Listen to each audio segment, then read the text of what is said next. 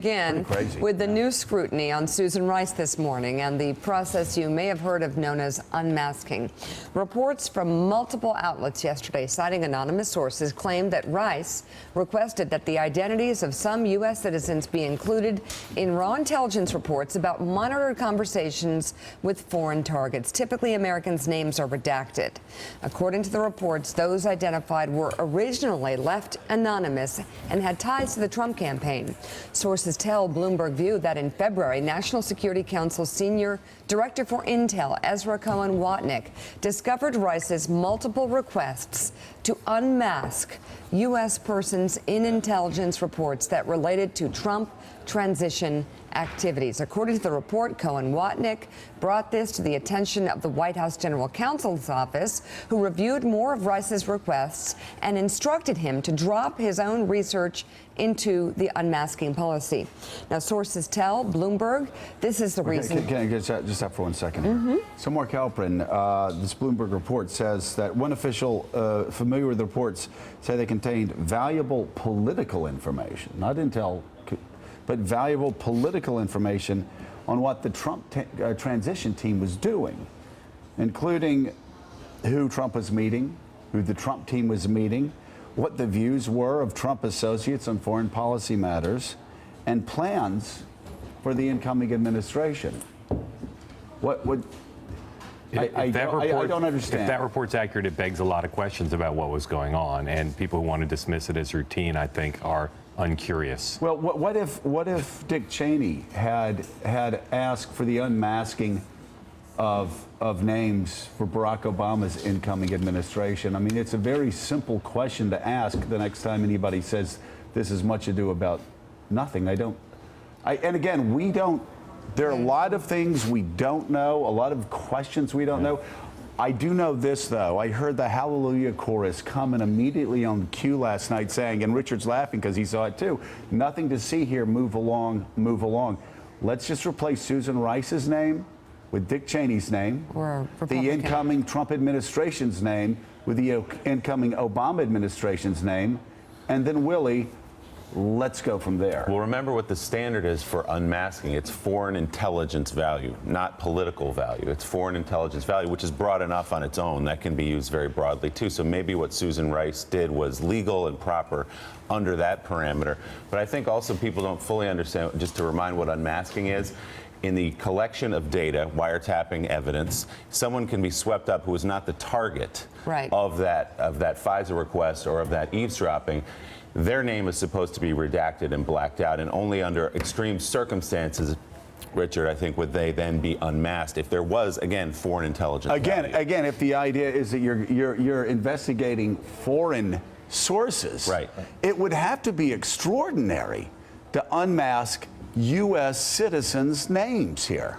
It would have to be, and as Mark, you have to begin all the conversation with if the reports are true. But the whole idea of this is privacy. The whole idea is to protect American citizens from unlawful scrutiny, if you will. So I think these are big questions. And it also raises questions, can I say, what people on the NSC might be doing. The NSC has two jobs, the National Security Council. You're there to coordinate foreign policy and national security, and you're there to be an advisor to the president, a foreign policy counselor. Why people on the NSC, if this is all true, on both sides, are doing this kind of tactical work, this is not their job. Can I ask you, Richard, because you've been there. Let's talk about the transition between George H.W. Bush and Bill Clinton. Could you imagine Brent Scowcroft, then the National Security Advisor, sorting through political information, demanding names be unmasked of the incoming Clinton administration, and then distributing those names across government? I am not, by the way, I'm not saying Susan Rice did anything wrong, because we don't know. But since this news has come out, we've heard enough people try to whitewash it as quickly as possible that we want to ask the question, you were there, is this unusual behavior? Would this have occurred when you worked for George H.W. Bush? Well, I think your question is rhetorical. No, I need you to answer it for the people that are immediately saying, oh, there's nothing to see here. No. It's not the role of the National Security Council. It would not have happened. So this is a legitimate now area of inquiry. I think it's the most you could say. This is something that needs to be looked into, because I can't imagine the circumstances, if this were to have taken place, where it ought to have taken place. And let's just think about the environment. People in the Obama White House were freaked out that Donald Trump had won. Freaked out. Very, yeah. And concerned about what they were doing to plan new policies, but also how he had won. So that's the environment in which this activity allegedly took place. So Susan Rice has not publicly commented since the reports emerged. But 2 weeks ago, when Chairman Nunes made his claim that the president-elect and his team were at least monitored, Rice said this to PBS. I know nothing about this. I was surprised to see reports from Chairman Nunes on that count today. I really don't know to what Chairman Nunes was referring, but he said that whatever he was referring to was a legal, lawful surveillance, and that it was potentially incidental collection on American citizens. David Ignatius, what's your take, especially hearing her respond that way? Well, we're going to have an investigation of this. The Democrats on the Intelligence Committees, Adam Schiff and Mark Warner, have made clear in the last 24 hours that they think this is a proper subject for investigation. And so we'll begin to dig and learn what the facts were. What was the context of these unmasking requests, if they were made? How many names were requested? Was this unusual? Is this something that this NSC or this National Security Advisor had done in other contexts? What was going on otherwise? We had a transition in which it's clear every government of note was trying to get to know people in the new Trump administration, coming back and forth from Trump Tower. Inevitably, there's a collection of those people.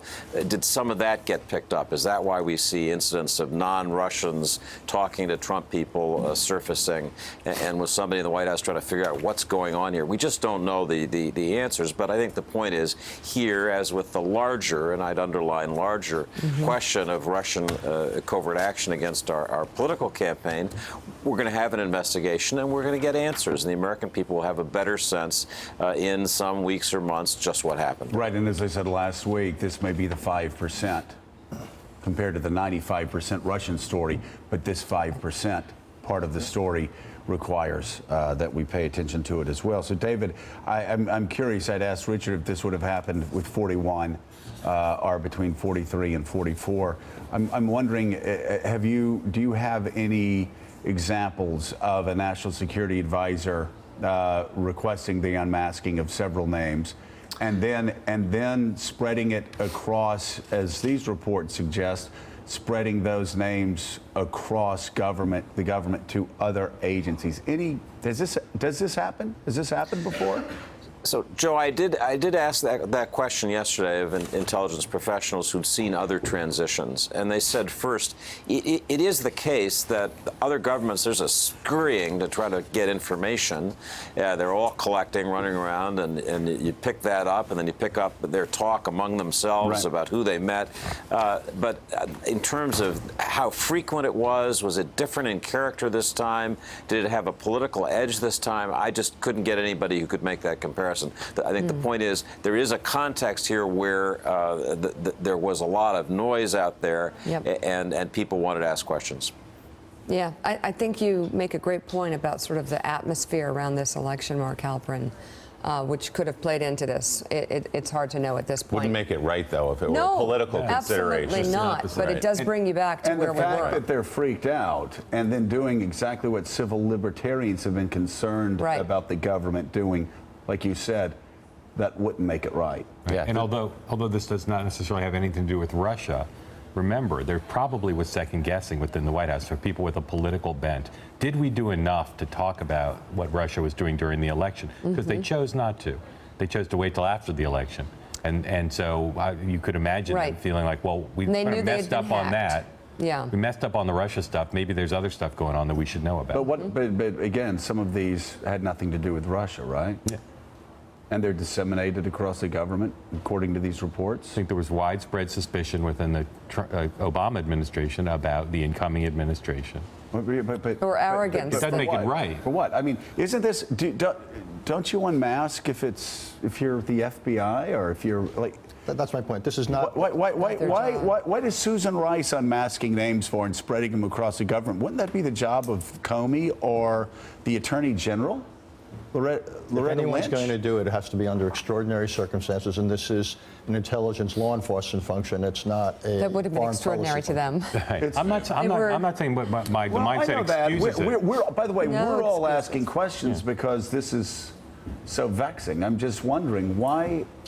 I could understand why law enforcement officers say we really need to unmask these names. Why would a political appointee do that and then spread it across the government? Yeah, and of private citizens, If which is these the reports unmasking are correct. question. Right, of private citizens. I will say again, the definition of foreign intelligence value, which is the standard they use for unmasking, like these people, Yeah. you need to know who these people are because it's important to the case, is very broad. So the question of why she did it is a separate question from why she did it and why private citizen would have been Can made I ask one other available. I think it's question? gonna be Can I ask one connected other to what you question? said. Why isn't it in the newspaper of record here? It's within a story. It's in there, but it's not prominent. We've got Bill O'Reilly on the front page, but we don't have NSC That's a big and story. Susan Rice and I'm not saying it's not a big story. It's a very big story. I'm not saying it's not, but I would say that Sounded a like lot it. of people would think that this too is a big story, not on the front page of the New York Times. It's on A16 in my hard copy. All Okay, right. Ed, hold but on, I bet hold on, you hold pull on, up the hold on. website Hold on. right now. Yeah, But it's and Yeah. prominent on A16. the people You've rest. got it right there. The people rest. All right. So let's move on to the other big story of the morning. And